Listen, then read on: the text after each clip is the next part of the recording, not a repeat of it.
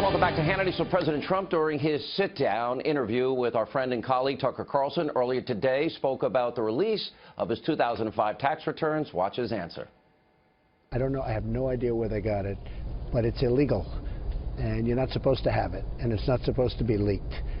And it's certainly not an embarrassing tax return at all, but it's an illegal thing. They've been doing it. They've done it before, and I think it's a disgrace. It was a disgrace and likely a felony, and earlier today, MSNBC's liberal Joe Scarborough suggested President Trump leaked the tax returns himself. Yes, liberal Joe tweeted, quote, "This one tax return is not bad for him because he cherry-picked one return from over a decade ago and had it leaked to the press." I guess the Russians went out in the dark at night and put it in some guy's mailbox. Anyway, the Trump camp released one positive tax return to distract from Russia hearings and Trump Care's meltdown. That's painfully obvious. NBC is now the network of bizarre conspiracy theories. Anyway, joining us with a reaction, author of the New York Times bestseller, also a new op-ed on FoxNews.com about the president's budget. That's former Speaker of the House, Fox News contributor, Newt Gingrich. You work with liberal Joe. I mean, I guess, you know, he's kind of jumped the shark a bit, and now he's into mad conspiracy theories. But, look, you know, yeah. When you get that look, I know something's coming. Go ahead.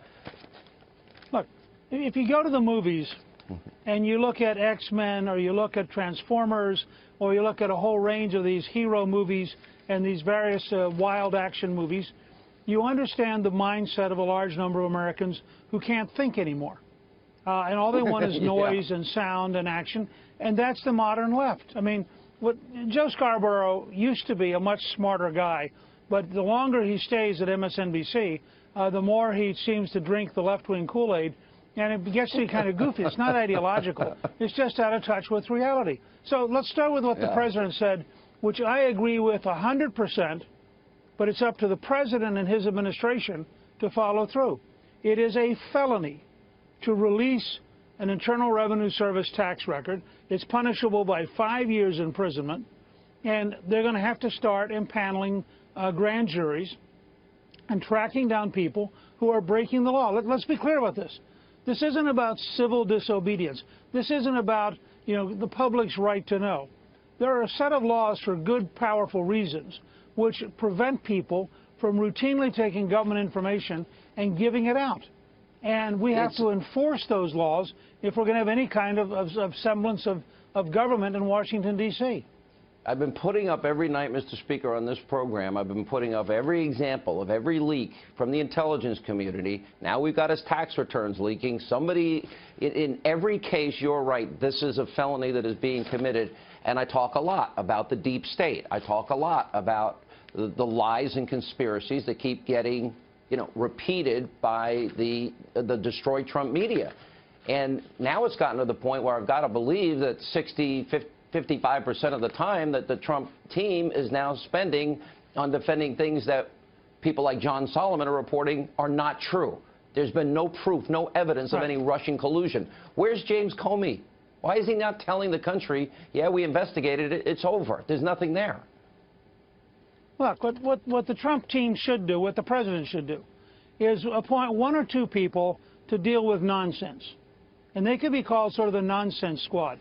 And they could go in at the beginning of every one of Sean Spicer's. I work in the White House, and I'm the nonsense director. I deal with the conspiracy theories. What? All I'm saying is they would go in and they would start Spicer's press briefing with a 5 or 10 minute list of that week's nonsense. Then they'd leave. Everybody else ought to focus on infrastructure, creating jobs, solving the health problem, the kind of things that matter to the average American. They should not allow the elite media to suck them into wasting their senior management time chasing a bunch of stories that are garbage. I mean, they ought to say, okay, here's the garbage patrol. Maybe they give it to the person they're mad at. You're now going to be punished. You're in charge of the garbage patrol. I don't care how they do it.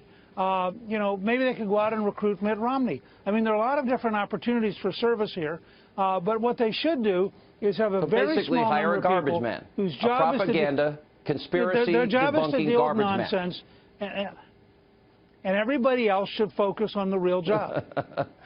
Look, a part of it's funny, but when you have the President of the United States, when you have a deep state bureaucrats, Obama holdovers, and you've got these lifelong, career bureaucrats that want to destroy the president and are breaking laws doing it, it's got to end. These people have to go. They have to be fired. It's hurting the country. The only way. And the only way it's going to end is either A, for Trump to cave in and surrender, or B, for them to root out, fire the people who are doing this, including career civil servants who are breaking the law. And there's nothing in the civil service rules that will allow you to break the law. And I think they have to enforce it very aggressively. I think the odds of Donald Trump, the president, retreating and surrendering are about -1,000. So I don't see that scenario unfolding. Right. But you're right. A lot of people would say, well, it's a lot easier to just act like we're being president. I don't think that. I didn't see that tonight when he's speaking in Nashville, Tennessee. But we got to take a break. Well,